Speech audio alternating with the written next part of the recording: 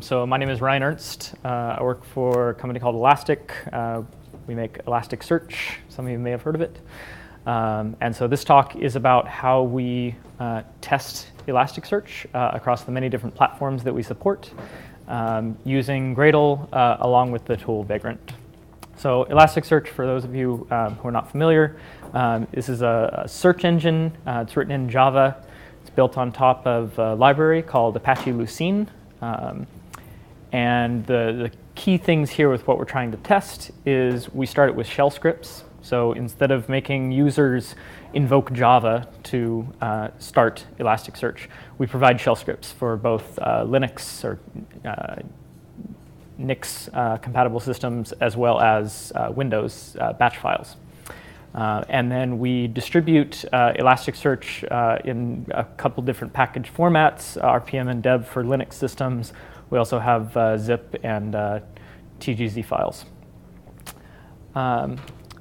So Vagrant, for those of you who are not familiar with it, it's a tool that manages virtual machines. It doesn't actually have any virtual machine foo in it. It's simply a front end for many different back-end providers that know how to actually launch and manage a virtual machine. So the most common back-end is VirtualBox, but you can also launch an AWS instance and have that be your back-end. It provides a bunch of different commands. So you can say, I want to start this VM. I want to update the box that it's based on. You can shut it down. You can destroy it. And then when you launch a box, it has these provisioning steps. So these are basically shell scripts or similar things that you can run on the host once it's started that will customize that box. So maybe you start with a base image that's a clean install of Ubuntu 16, and then you want to add an installation of Java, and you want to add some other tools that your testing needs. So this is what provisioning is for, and once that provisioning is done, then the next time you run up, you don't have to run that provisioning again. So it's only kind of like that first step. So again, what this talk is about is how we're going to use these virtual machines through Vagrant and Gradle in order to test Elasticsearch. So how did this all start? Back when we were still using Maven to build before we switched to Gradle, we had this working, but it was inside Ant scripts. So Maven does not make anything easy, really. And so we did a lot of customization through calling Ant from Maven. And with that, we had Ant tasks to very similar to the Gradle tasks that we start now. But the reason that we wanted to do this inside virtual machines were a couple. So first of all, when you're testing packaging and stuff like that, installation of packages, uninstallation, it destroys the system, right? If I install it and let's say I already had Elasticsearch installed on my local machine, well now I'm destroying that local installation that I just had. And so we want to be able to do this without modifying our local system at all. That's why the virtual machine was so important. And we started this, we were just trying to test our distributions, those RPM, deb, zip, and tar files. See if we could install an RPM, start Elasticsearch, and see that it started okay, right? That the RPM installed okay.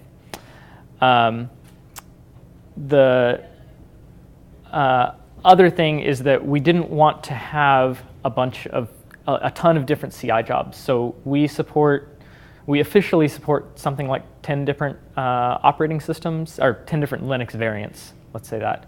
And we want to test all these Linux variants because they have different edge cases, right? Some are on init.d, some are on systemd, some have different locations for where certain files are expected to be. So we wanted to test these things, and the most important thing is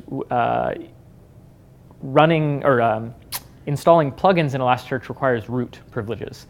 And so doing that on our host system, giving root privileges to the test, we didn't want to do that. So we wanted to be able to completely run this inside a VM. And so we started by, we wanted to test, like I said, the init systems. So we want to check, okay, can we start up Elasticsearch at all, or does it just completely fail? We have configuration. So most of these are file system paths. So this is things like the logs directory where we put log files. Where's the data for Elasticsearch go? Where does the PID file exist? And obviously we have defaults for all of these that are, again, system dependent. So we want to make sure that all of those system dependent defaults and the ability to modify those are working. And then finally, of course, we want to make sure we can actually shut down. We want to make sure Elasticsearch isn't a zombie process going on, even though it should be shut down.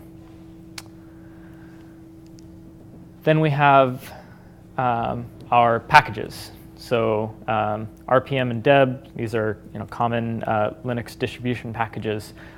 They have a bunch of functionality in them for pre-install hooks, post-install hooks, pre and post uninstall hooks.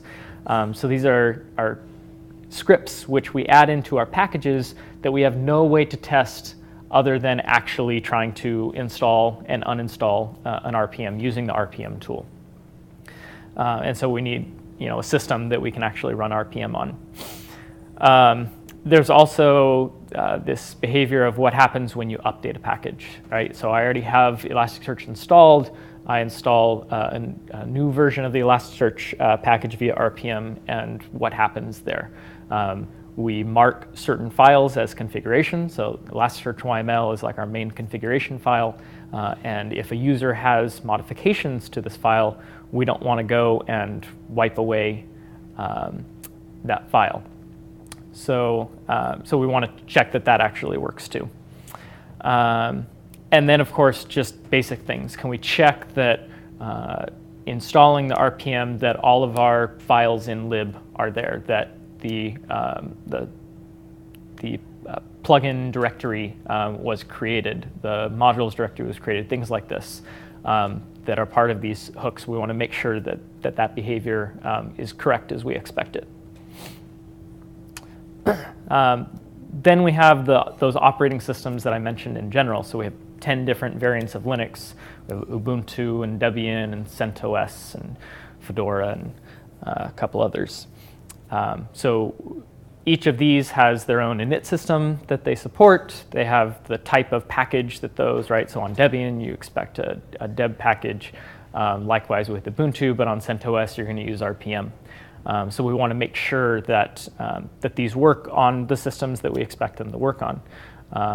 One of the ones that we've had the most trouble with is SLES, because it's kind of so old.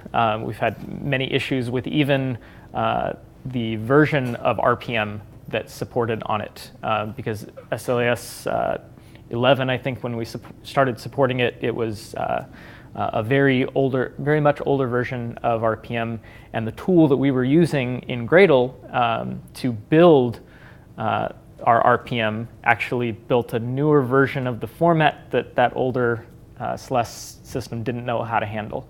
And so these packaging tests were able to alert us that, hey, this isn't working on SLES 11 anymore at all. And so we eventually just dropped support for that, but we wouldn't even have known that it was broken if we didn't have these packaging tests.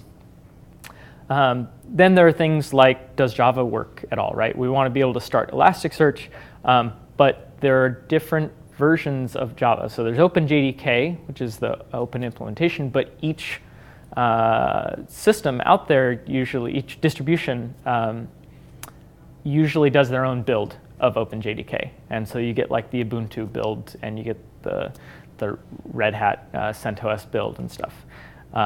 And these can have slightly different behavior and sometimes bugs that are specific to that system. And so this allows us to actually identify when there are these issues and find workarounds for them. Finally, with operating systems, we do have some native code in Elasticsearch, or native-ish. It's actually in Java, but we call into a library called JNA, Java Native Access. which is essentially a wrapper for making C calls into things like the Linux kernel or Windows kernel. And this is important for a couple of things that we do in Elasticsearch, one of which is we get some system information. So for our kind of self-monitoring, we want to be able to check, okay, well, how much RAM is my process using, things like that. How many open file handles do I have? And then there's also some security behavior. So we actually run within the Java Security Manager, and we do not allow execution. We want to make sure that even if someone is able to somehow get their code into Elasticsearch and run through some kind of vulnerability that we have, that there's no possibility for remote code execution, because this is the absolute worst that we could have. And so we do double prevention here. So not only do we set the security manager to say, don't allow execution, but we also use some Linux native functionality called setcomp, which allows us to tell Linux at the kernel level, don't allow our process to spawn children. And so the way that we do this is through this JNA call into libc. The tricky part about this, so JNA is a jar file, essentially, that has a bunch of native libraries dependent on the system that you're on, the architecture. And these libraries are built by the JNA team, and we actually had a problem recently where they built a new version, but someone who was doing the release had upgraded their Debian system, and so it had a newer version of libc on it. And this actually broke just one of the operating systems that we support because it was still using an older version of libc.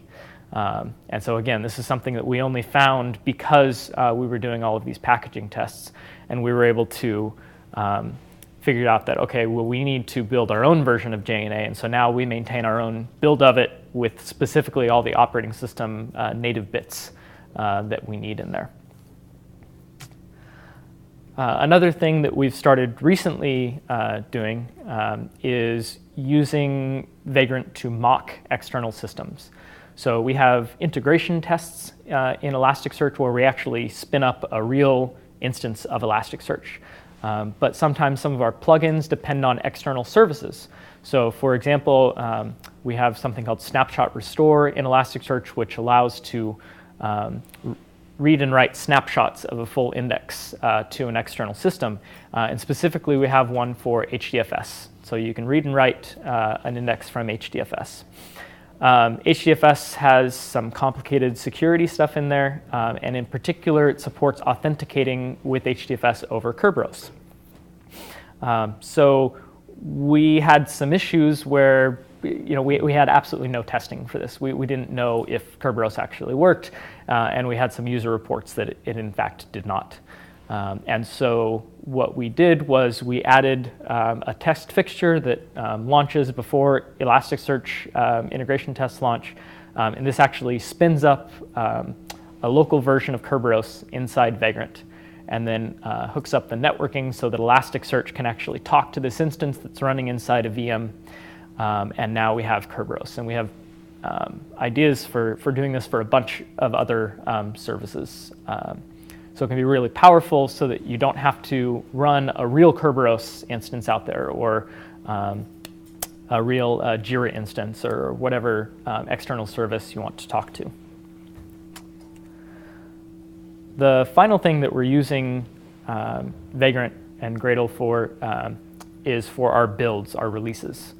So this was a large project. Elastic, the company, has actually many different projects. So we have Elasticsearch itself, which is our search engine. We have a UI called Kibana. We have a JRuby tool called Logstash for transforming logs as they're input into Elasticsearch.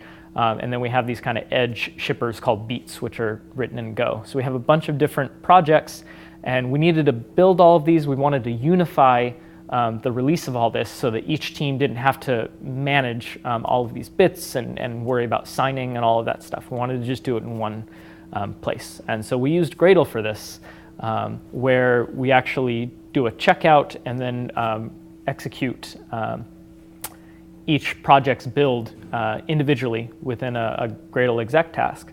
But the key thing here is that each of these projects has a bunch of different dependencies, right? They have a bunch of different packages or even tools, right? So Kibana is node.js, and so it needs npm and all this stuff. And so the way that we did this was, again, with inside Vagrant. And so this allows us to set up these dependencies within the Vagrant file, all of the different tool chain that's needed for each project. Each project doesn't have to worry about how uploads work, where they go, or anything like that.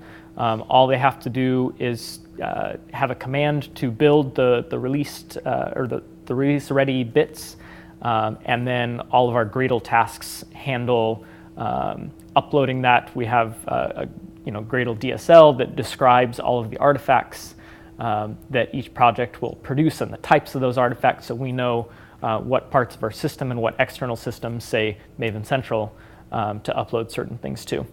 And then we can do signing completely outside of each project, so we don't have to worry about the tool chain in each of those different languages, knowing how to get a signing key and create the appropriate signature. And one other advantage, which we just started using, is we can do Windows stuff too. So we can have a Windows VM that runs within Vagrant, and right now we use it for building an MSI, an installer on Windows. And then we have plans, we have some native code for machine learning that we're also going to build on this Windows VM. So these are some of the things that we've started using Vagrant and Gradle for.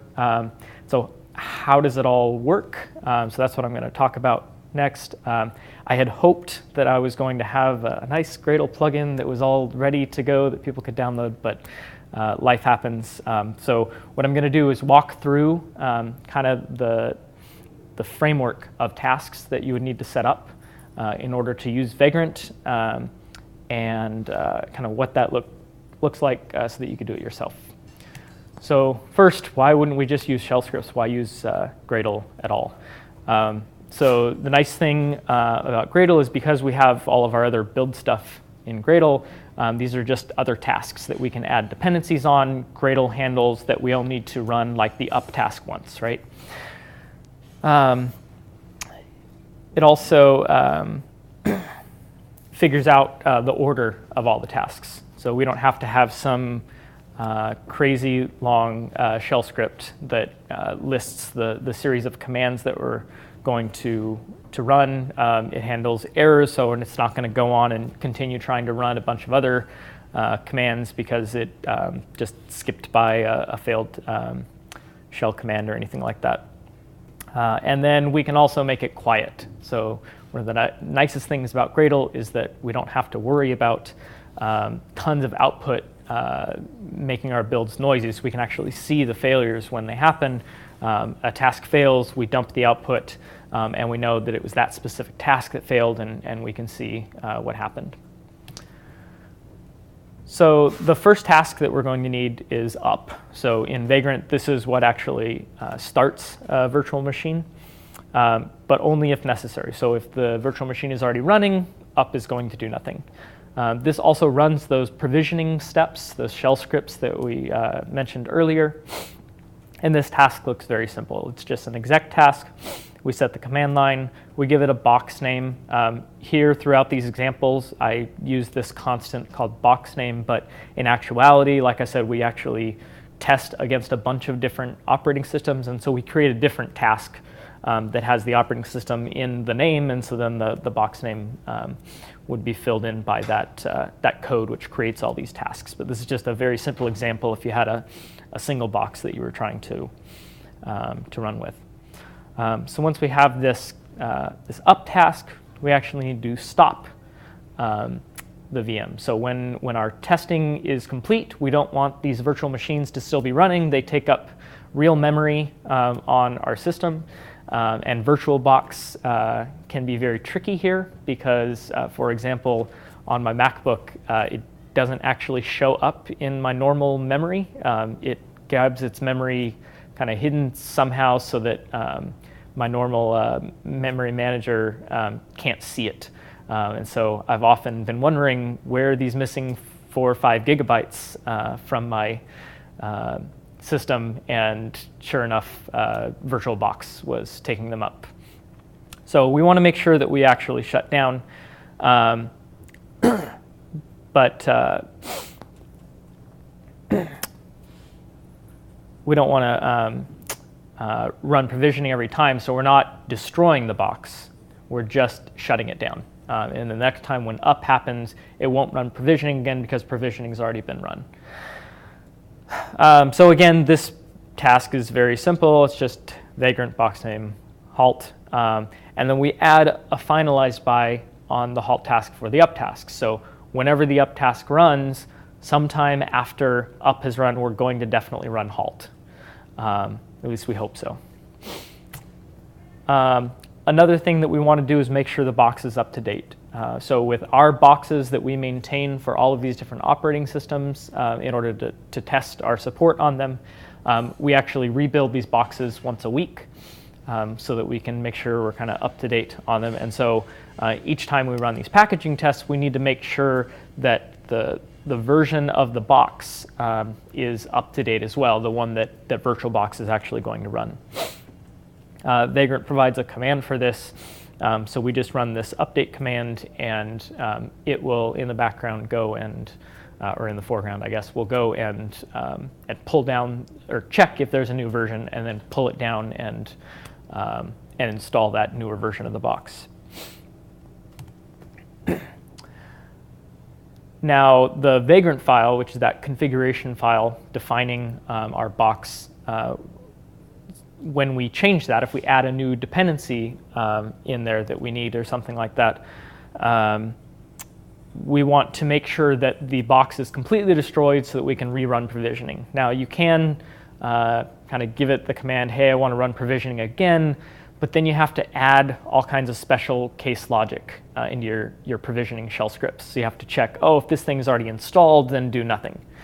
So instead of doing that, what we do is just whenever Vagrant file changes, we completely destroy the box, and then the next time we run up, it will completely run provisioning again, doing installation from scratch.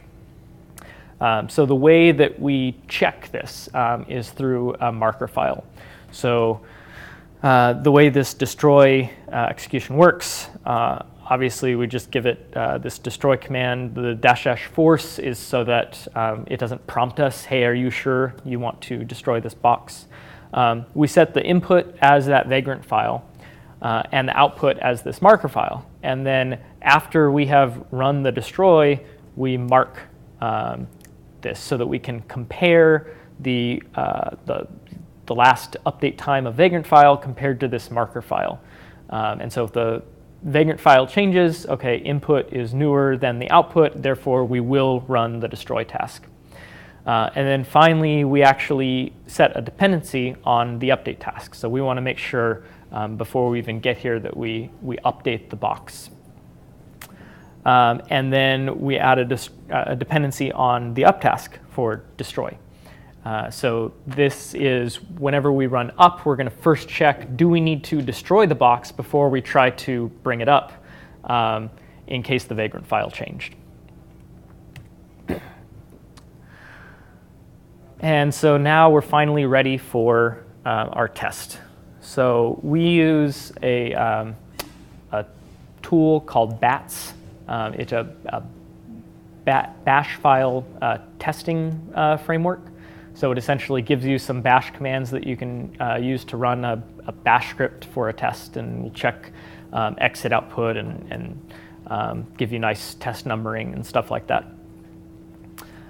So our package test here, the way we actually run this shell script, which is going to run a BATS test, is by running Vagrant SSH. So Vagrant, when it does that provisioning step, it will generate a key pair that it will install onto that box. And so then it will be able to SSH into the box using that key pair.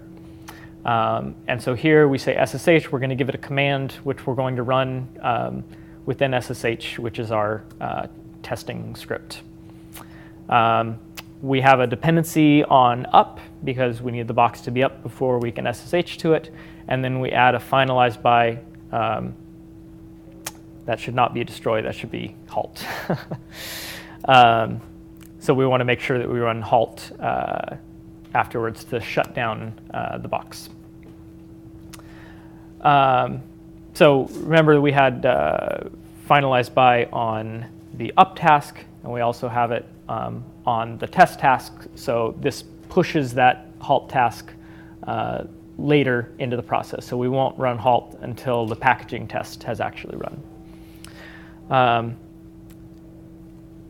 Now, what if Gradle actually dies? So what if there's some big error? What if we control C while we're in the middle of running this test? So when you control C in Gradle, it does not run the finalize by task, it just exits immediately. And this means that we have this case where the virtual machine could remain alive, and we don't want that. So what we're going to do is, in addition to having this halt task that we set in finalize by, we're going to launch a subprocess that's going to be sitting there just in case we exit and the machine isn't halted. And so what this subprocess does is just a shell script that's going to sit there and read from standard in. So it's going to set up an exit handler in case it gets a signal, and it will wait on a read, right? So we're never going to actually write to the input stream of that shell script. It's just going to wait there indefinitely. When the parent process dies, then standard in for this process will be closed. It will get it will trap the signal that is sent to it, and on that trap it will say, I need to shut down this VM. So it will run the Vagrant halt command for the box that it was set up for. So that looks something like this. So we create a script. We set the text to it. We have this little shutdown function in bash that's going to just run the Vagrant halt. It has a double check. Okay, if the halt failed for some reason, then let's forcibly halt it. We don't want to always run force. It's a little bit harsh. It can put our box into a bad state. But just in case we have to, we do have it there. We trap on the exit signal, which is a generic signal, any type of exit signal that we might get. In this case, it would be a SIG-HUP, I think, or something like that. And then we just read line. So that's just going to wait indefinitely on standard in.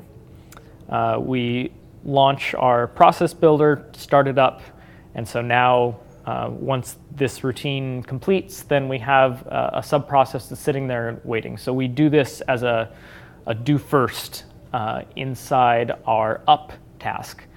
So that way we know that that once the up task is completed, there's no way that Gradle can stop, and we would still have this leftover VM. So the way this kind of looks overall, we start with our update task. We want to make sure the box is up to date. We have a destroy task, which may or may not run, depending on if our configuration for the box has changed. We have our up task, which is going to first launch this killer script, and then finally run the Vagrant up. We have our test task that's going to run and actually SSH onto the box to run our test script, and then whether or not upper test was the only thing run, we're always going to run that halt. So notice that we put the finalize by on up so that if you were to just run the up task, that it would still shut it down. So that's basically how you might create your own set of Gradle tasks to manage Vagrant for your own testing. So there are some other kind of gotchas that I wanted to talk about that we've learned through experience. So one of them is with logging. Running shell scripts is incredibly verbose, outputs lots and lots of stuff, and this kind of goes against the grain with what you expect of Gradle, right? You don't expect tons of output, you only expect lots of output if something failed and you want to see what happened. And by default, when we run an exec task, it's just going to dump it to Gradle's standard out. So what we want to do is capture the output. We can set the standard output on each of those exec tasks, and then we can write to progress logger. Right, so progress logger is this thing inside Gradle that does that little status bar down at the bottom, or in newer versions of Gradle, multi-line status. But progress logger was removed. So back in 2.14, progress logger was removed from the compile dependencies of plugins. So plugins could no longer see progress logger, even though in actuality at runtime, because plugins don't run in a separate class loader or anything like that, they're all in the same class loader as Gradle. Progress logger was there, we just couldn't know about it at compile time. We found a hack for this. Gradle actually publishes all of their jars, even ones that are internal, apparently. And so we were able to add this compile-only dependency on the logging jar. So that provided us with the progress logger, which we were able to use. Right now, we're on Gradle 3.3 to 3.5, somewhere in there. They do have a solution for this long term, but I don't think it's completely in there. I know it's been being worked on, build operations. So I think this is like a complete replacement that's actually a public API for defining these operations that you have going on within your build. I'm hoping Gradle 4.1, I don't know. I've seen some stuff marked as 4.1 in GitHub. So I'm still hoping for it, but in the meantime, there's this hack available if you're on older versions of Gradle. Another thing, so my example that I talked about with doing releases within Gradle and Vagrant. When you do releases, you often sign artifacts. So we have signatures, or you want to publish somewhere, so you need a username and password to talk to that external service that you're going to publish your artifacts. We store all of these things inside HashiCorp's vault, but we need a way to get that into the virtual machine without it existing forever in that virtual machine. So we don't want, because Vagrant makes it so easy to SSH in, right? If I just say Vagrant SSH, I don't need a password or anything like that. So we didn't want anything to be sitting on the actual disk in that VM. So if it's halted, you could Vagrant up and Vagrant SSH and then see or grab this key that's sitting inside it. We didn't want that. What we do is we actually create a shell script which we pass the secret that we want to standard in, and we write it to tempfs. So in Linux we have, on most systems, dev shum shm is kind of a disk that's already set up, which is completely memory resident. It's not persistent, so if the box is shut down, like with a halt, that disk just goes away. And so that's what we use here, so that only while the box is running are those things existing on disk. But once we run that shutdown, when our testing or our release is complete, we don't need to worry about it persisting. So the way that looks, we have this install GPG key task. First, we want to write out our shell script. This is simply going to wipe the GNU-PG directory and set up a symlink to our version of the directory that we have on tempfs. We set up the right permissions for that directory, and then we import the key from standard in. And then we're going to run this exec task. We SSH to the box, we run the shell script, and we pass the standard in as a byte stream. The tricky thing here is that it has to be project exec here. You can't have install GPG key be an exec task itself because this project signing key does not exist until runtime. So this is set up by another task, which is actually going to talk to Vault, pull that key down into a Gradle property. But again, that happens essentially at runtime. So during configuration, we don't have that available, and so we would get a property not found if we tried setting this install GPG key as an exec task. So a little trickiness there, but it works pretty well. Some other things to think about with Windows. So like I said, we provide public boxes on HashiCorp's Cloud Atlas or whatever it's called now. They keep changing the name for all of these Linux variants that we support. We don't have a Windows box up there, and that's partly because of licensing, because the licensing in Windows is really, really unclear for testing and stuff. So we have our own private box that we have to log in for in order to test with. So if you want to test with Windows or build on Windows or anything like that, it's just something to be aware of, that you probably want to have a private box for that. The other thing about Windows is it uses PowerShell, at least in older versions, say Windows Server 2012. Bash is available on newer versions, but with both of these, you have to be really careful with the exit codes. We've noticed recently that even when a shell script dies for some reason in Windows, everything still exits 0, and we're not really sure why. PowerShell is an interesting beast, so just something to be aware of.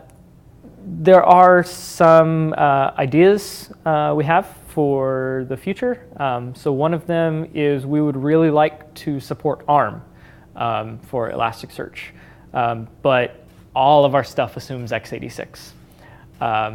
So I wanted to look into using Vagrant libvirt, which is a way that you can use an actual emulator to emulate a different architecture, so that on our local box, on my MacBook, I can be testing ARM and not have to have some special developer box sitting somewhere that's running ARM. Another thing is with some private boxes, so like with the Windows box, we need to run Vagrant login so that it has access to pull down that box. We like it best if running a Gradle task doesn't require any manual steps beforehand. So one of the things that I'm looking at doing is adding a task that would automatically run if you're trying to grab a box that requires login and pull the credentials from Vault in that case. Another thing that I've thought about is having different Vagrant files. So we have a bunch of different tests, but right now they kind of all use this one master Vagrant file that has all of box for each of those different Linux operating systems. In order to add in Windows to this packaging testing, it would require that we have different Vagrant files. But as I move to multiple Vagrant files, then suddenly it's going to get very, very memory heavy, because now if we have two different tests that are using that same, say, CentOS 7 or something like that, now there's two different VMs because they have different Vagrant file locations. And so this gets even more memory hungry on the box. So not really sure what to do there, but it is something that would be nice to figure out. If you want to look at what we have, see our kind of tasks and the test setup, how we invoke the BATS tests and everything. You can look at our code. This is just the stuff with packaging tests and the kind of spinning up services. The stuff about releasing, that's in a private code base. So I tried putting in here that example about how to get credentials in. If there's anything else you want, I'm happy to send some code bits your way. It's only private because it has a couple internal things in it, but this part of the code is not sensitive. So that's my talk. Questions? Yeah. Have you considered Docker instead of Vagrant? Or? So yes and no. For a long time, I think it's only recently that you can run Docker natively on Mac OS. So at the time that we built most of this, you couldn't. You had to run it through Vagrant, so it was really no point. We do have a new guy on our team that does a lot with Docker, so it may be something we eventually get to. I know within our release process, the Beats project actually uses Docker to do its cross-compilation across different systems. And so I don't know about running Docker within Docker. I assume that's not possible. But yeah, it's something we'll probably look at for some use cases. Is this part of your release process, or it's post-release?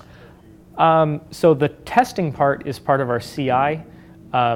The part that I mentioned about building from a clean environment and stuff, that is our entire release process. So essentially we have another CI job that will spin up this VM instance, or VM instance is a Linux and a Windows one, copy all of the sources from each of our different projects onto there, build each project, grab all of those artifacts, upload them to the places they need to be. So that part is part of the release process. The actual testing and stuff, just running packaging tests and everything, that's just part of our normal CI, which the release process, we're trying to get it so that it will upload this stuff, but then kind of hold it there while we go and run CI testing on the specific hashes that we built for that release. So spin off some other CI jobs like these packaging tests. Do you run into time issues where these tests take longer and the CIs are never going to be able to catch up, right? Because there's frequent check-ins and the tests take longer. Yeah, so something that we started, we used to simply, each CI job was running on its own schedule, and so there was never any catch-up. It was always just whatever the latest was when that job finished. We've recently started doing something called last good commit, so we have an intake job which just runs basic unit and integration tests, and then it takes that SHA, uploads it somewhere, and then the other jobs like packaging tests will just pull that down and just always run against whatever the latest good commit is, so that packaging tests don't fail because we had a basic compilation failure that was checked in.